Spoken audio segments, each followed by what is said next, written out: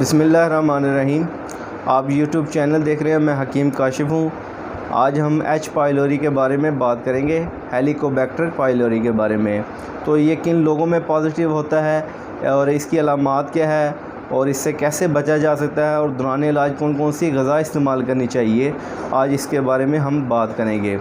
تو کیونکہ یہ ایک معدے کا مسئلہ ہے، تو معدے کا اس کو بیکٹیریا بھی کہتے ہیں، جس سے معدے میں انفیکشن ہوتی ہے۔ تو سب سے پہلے ہم معدے کو دیکھیں گے کہ معدہ کیسے بنا ہوا ہے۔ معدے کو اندر جو ہے نا، اللہ تعالیٰ نے میوکیسا، یہ ایک میمبرین جھلی ہوتی ہے، حفاظتی جھلی ہے۔ یہ ویسے سے منہ سے لے کے مقعد تک، یعنی کہ خوراک والی نالی، معدہ، چھوٹی آنت، بڑی آنت، پھر مقعد تک یہ جو ہوتی ہے موجود ہوتی ہے۔ اسی طرح معدے کے سروں کے اوپر گلینڈز لگے ہیں، جس میں کارٹی گلینڈ اور پائلورک گلینڈ ہوتے ہیں۔ یہ جو رطوبت جو ہے، رطوبت بناتے ہیں اور خارج کرتے ہیں میوسین، تو وہ ایک حفاظتی لیئر کی طرح اس کے معدے کے اوپر موجود ہوتی ہے۔ تو جیسے کیونکہ جتنے بھی معدے کے اندر تیزاب ہیں، جیسے HCl ہے، پیپسینوجن ہے، ویسے تو یہ جو تیزاب ہوتے ہیں بڑا اہم رول ادا کرتے ہیں غذا کو ہضم کرنے کے لیے، لیکن جب یہ اس کا ایک لیول ہے، وہ اپنے لیول سے جب بڑھ جاتے ہیں تو یہ جو میوسین ہوتی ہے یہ کم ہونا شروع ہو جاتی ہے، یہ رطوبت۔ اس سے کیا ہوتا ہے کہ یہی جو تیزاب ہیں، معدے کی جو اندرونی دیواریں ہوتی ہیں، سطح ہوتی ہے، سب سے پہلے اس کو متاثر کرتے ہیں، جس کی وجہ سے خراش پیدا ہوتی ہے اور جلن ہوتی ہے، معدہ میں جلن محسوس ہوتی ہے، اریٹیشن ہوتی ہے۔ اسی طرح اس کا اگر بروقت علاج نہ کیا جائے تو پھر یہ معدہ میں آگے کیا کہتے ہیں زخم بن جاتا ہے، اور پھر زخم کے بعد جو ہے بعض صورتوں میں معدہ میں سوراخ بھی ہو جاتا ہے، جس سے خون کی الٹی بھی آ جاتی ہے۔ اسی طرح اگر اس کا بھی بروقت علاج نہ کیا جائے تو معدہ میں کینسر بن جاتا ہے۔ تو جب بھی معدہ میں کوئی بھی مسئلہ ہوتا ہے تو جو معالج ہوتا ہے وہ سب سے پہلے اس خاص ٹیسٹوں کے اندر یہ بھی ٹیسٹ شامل ہے کہ ایچ پائلوری کا ٹیسٹ کروایا جاتا ہے، جو اکثر پازیٹیو ہوتا ہے۔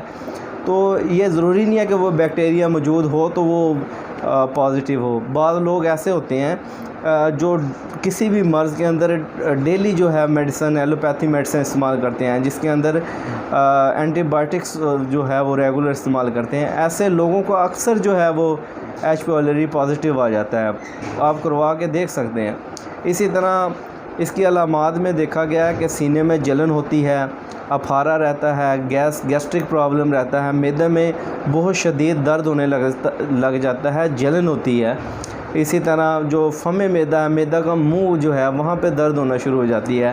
تو یہ ساری پرابلم ہوتی ہے۔ اس کے بعد جب یہ زیادہ پرانا ہوتا جائے تو یہ السر کی صورت اختیار کر جاتا ہے۔ اسی طرح خون رسنا شروع ہو جاتا ہے۔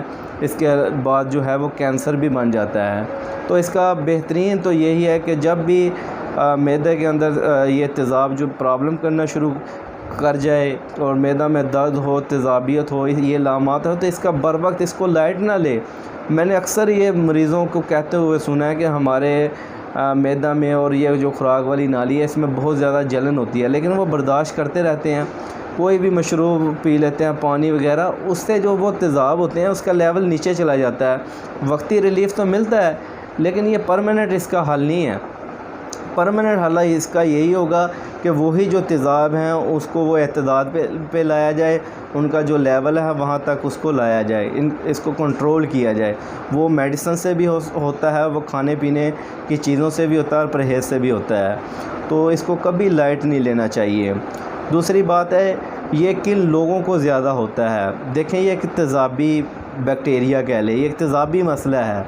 تو جو لوگ خاص کر ناشتہ کے اندر پراٹھا، انڈا اور چائے، اکثر یہ ناشتہ میں استعمال کرتے ہیں، جیسے ہی پراٹھا اور چائے استعمال ہوتی ہے تو بہت زیادہ معدہ میں تیزاب بنتا ہے۔ اسی طرح چائے سموسہ جو استعمال کریں گے بہت زیادہ تیزاب بنے گا۔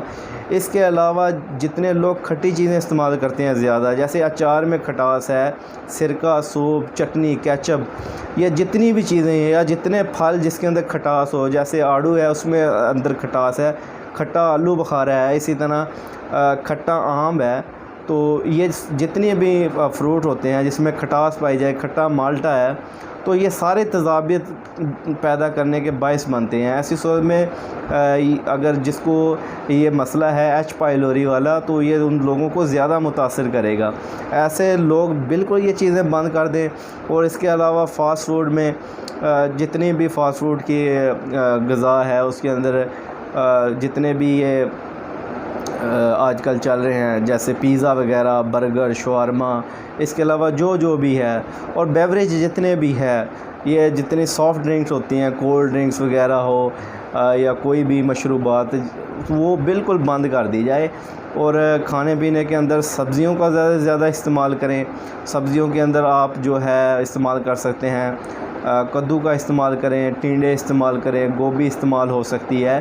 اسی طرح جو ہے اس کے علاوہ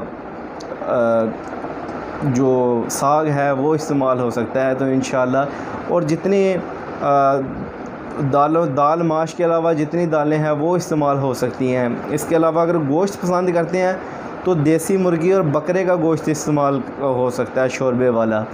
اور یہ چکن جو ہے اس کو بالکل استعمال نہ کریں، تو انشاءاللہ آپ دیکھیں گے کہ اسی سے آپ کو بہت زیادہ جو ہے وہ ریلیف ملنا شروع ہو جائے گا، کیونکہ یہ ایک ایسی علامت ہے، اس کا علاج کروانا بہت ضروری ہے۔ اپنے کسی بھی قریبی معالج سے آپ علاج کروائیں، اور کوئی اتنا بڑا مسئلہ نہیں ہے انشاءاللہ۔ یہ ایک تیزابی مسئلہ ہے، ایک ایسیڈک مسئلہ ہے، اور طب میں ہم اس کو سوداوی مسئلہ کہتے ہیں۔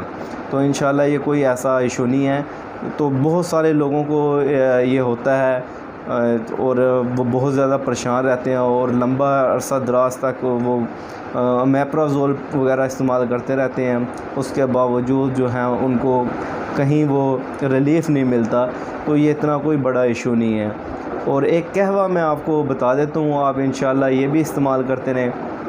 آپ نے سونف لینی ہے چمچ کا چوتھائی حصہ، اور زیرہ سفید بھی چمچ کا چوتھائی حصہ لے لیں، اور بڑی الائچی ڈال لیں یا چھوٹی الائچی ڈال لیں، جو آپ کا دل کرے۔ اگر گیسٹرک پرابلم ہے، گیس رہتی ہے، تو بڑی الائچی ڈالیں، ورنہ چھوٹی الائچی، سبز الائچی جسے کہتے ہیں۔